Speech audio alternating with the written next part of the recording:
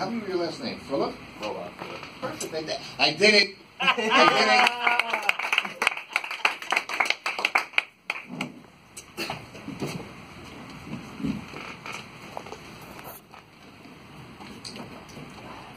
So, a lot of people at these open mic nights love talking about their wives and their dysfunctional relationships with them and humorous stories that result from them. But I'm only 18, so I don't really have a wife. But I wrote some jokes about what I imagine that to be like. So my hypothetical wife has a higher paying job and better prospects for the future than me. So we're about to theoretically have a kid even. So I cleaned the house and made dinner yesterday. And what's the deal with that gender role reversal? Or this other time, my wife and I were driving down the road, and she said, You're way too close to that car, you need to slow down. And I said, we're not even close to that car. You know, I bet my future wife is so annoying to drive with. Sometimes I'll ask my wife, hey, let's have sex. And then my wife hypothetically says, no, you have erectile dysfunction, theoretically. And I'm like, what? So this next joke will have a lot of build-up for a pretty disappointing conclusion, just like my terrible, imaginary, non-existent sex life. So I was listening to an audiobook of Harry Potter on a long road trip the other day, and I heard this one line that I thought was pretty interesting, and you'd miss it if you weren't looking for it. And in this scene, Harry's getting a ride on a centaur's back. And as he does this, the centaur's friends chastise him for giving rides to humans like a lowly horse or pack mule. And at first that sounds like a pretty normal sentence, but then you think about what that means. That means that in the Harry Potter universe, horses are racist. They have a racial hierarchy of horses that centaurs believe themselves to be at the top of. Do they have horse-related hate groups?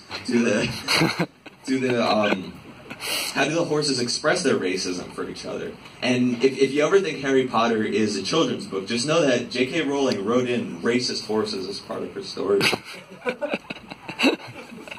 This next one is really dark, but I bet it must be really bad as somebody who just attempted and failed suicide. You know, you feel so worthless and you just want to leave the world, and you're not even worth enough to kill yourself, you know. I really want to kill myself in that situation. As I said before, I'm 18. I'm doing a lot of thinking about college and future career prospects and stuff. So, do you think that there's more people who major in theater in college than people who would like to watch theater? Furthermore, what proportion of people who are watching theater are just watching their kids' high school plays? And I'm going to college next year. I know 30 people who say they want to major in theater in college, but who would be interested in watching these 30 lanky white kids engage in a dated art form?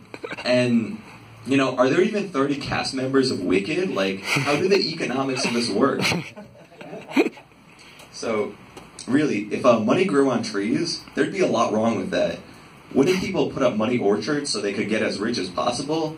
How would GMOs impact these money trees? Wouldn't the first person to come up with these super genetic money trees be fabulously wealthy? And if money grew on trees, it would be an agricultural commodity. It would be subject to droughts, blights, and other shortages, which would mean the supply would be variable, which would make it a horrible form of currency. So, it's not my mom telling me that we can't buy a new car which prevents money from growing on trees. It's simple economics.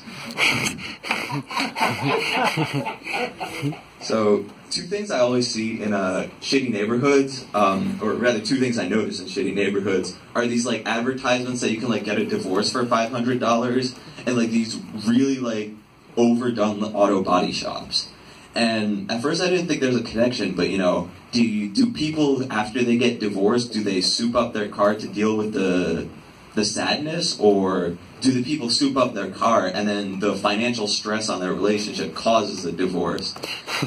I don't know which one it is, but I think part of the cycle of poverty is this endless cycle of lost love and shitty auto modifications. So I think the people who respond to "can I go to the bathroom" with "can you" really just need to go to urology school if they're that interested in whether people can use the bathroom. That one's for Dr. Seaman in the back.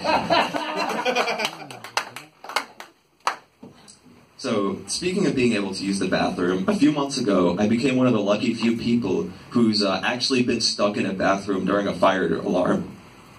And it is absolutely terrifying, you know. At my school, the fire alarm is inside the bathroom, which is this tiny room with tile walls and no windows. So when the alarm goes off, it's like, wee-woo, wee-woo, wee-woo, and there's just this cacophony all over the place. It's so freaking loud.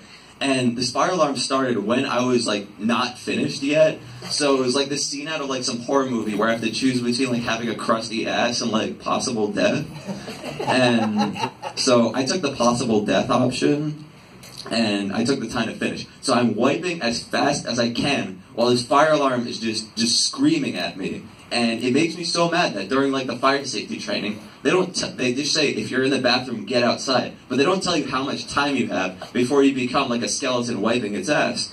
So, anyway, I finally made it out, and it turned out to be a fire drill, and it was no big deal. So, I'm all out of jokes. Thanks, guys.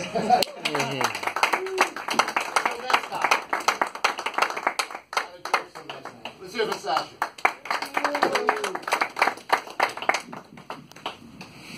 Money does not grow on trees.